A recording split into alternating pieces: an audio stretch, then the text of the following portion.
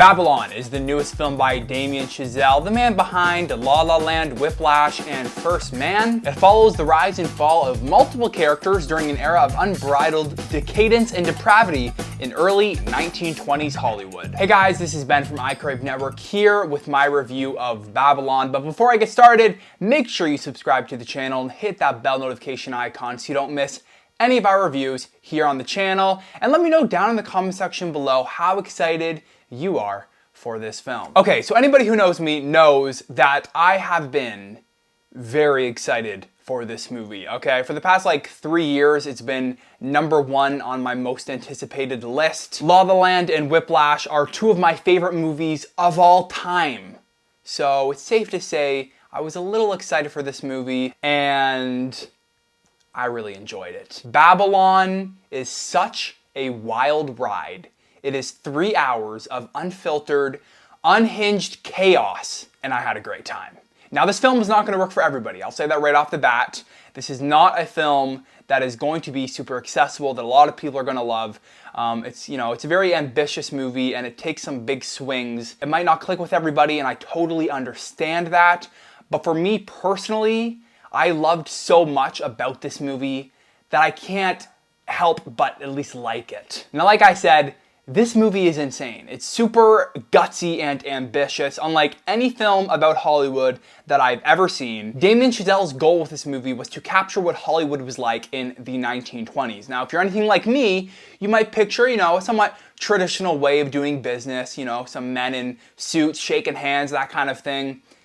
It was not that. He does not hold back in highlighting the terrible, dark sides of early Hollywood that nobody really talks about, while also celebrating cinema and the art of movie making. Damien Chazelle himself put it best when he said that this film is a poison pen hate letter to Hollywood, but also a loving tribute to cinema and to movies, and that's very much what this movie is and what it's all about. The energy in this movie is off the charts. We're jumping between different storylines, different characters, different sequences, all with super quick, fast-paced editing and pacing, and that might be, like I said, a little bit much for some people. It might exhaust some, but for me, there was so much exciting filmmaking on display and so many exciting ideas and performances that I was always hooked, and I was consistently entertained for all 3 hours. Now let's take a second to talk about the crafts. The crafts in this movie are really the highlight. I'm talking production design,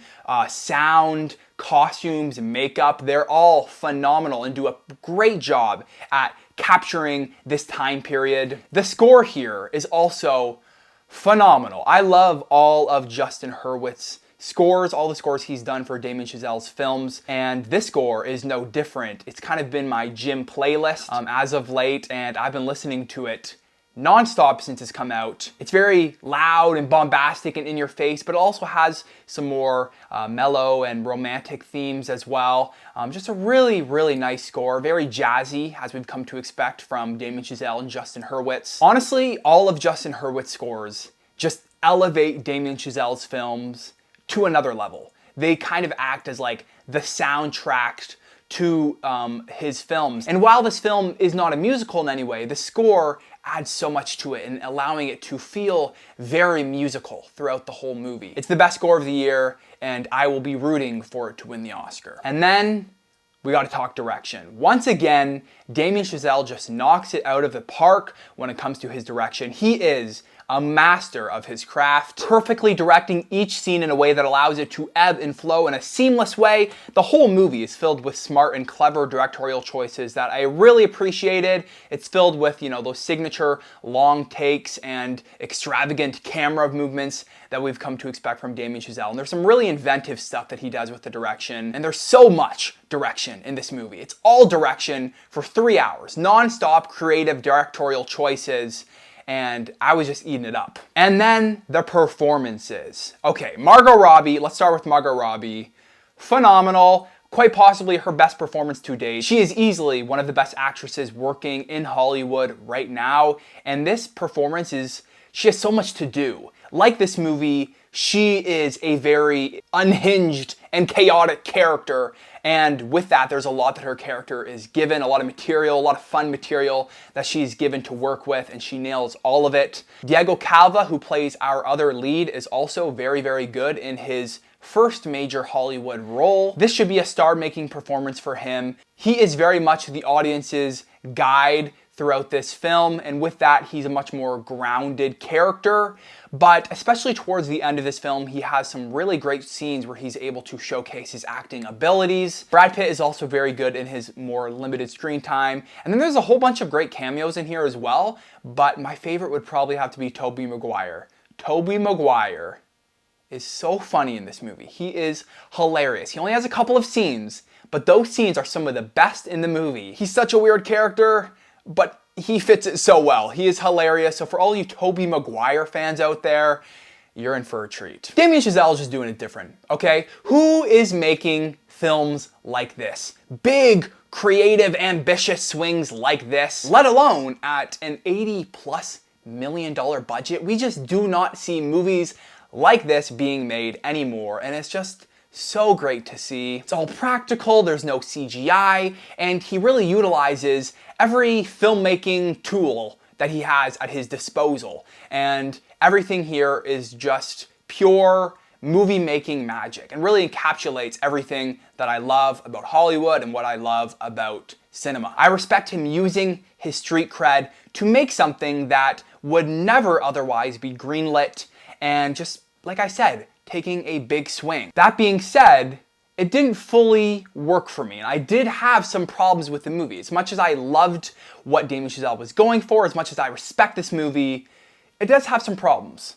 So let's talk about that. So this movie is juggling a lot. There are multiple characters and their character arcs. We got multiple storylines. It spans decades of time, and it can feel a little messy and jumbled at times because of that. It can get caught up in its own ambition and lose its focus. And by the end of the movie, I wasn't quite sure whether these characters and their arcs and all these storylines really tied together in a way that felt satisfying. I also wonder how much of the unhinged nature of this film was just crazy and unhinged for unhinged sake, if you know what I mean. There were a lot of sequences in this movie that just served to kind of demonstrate how wild Hollywood was, but I don't really know how much they added to the overall story.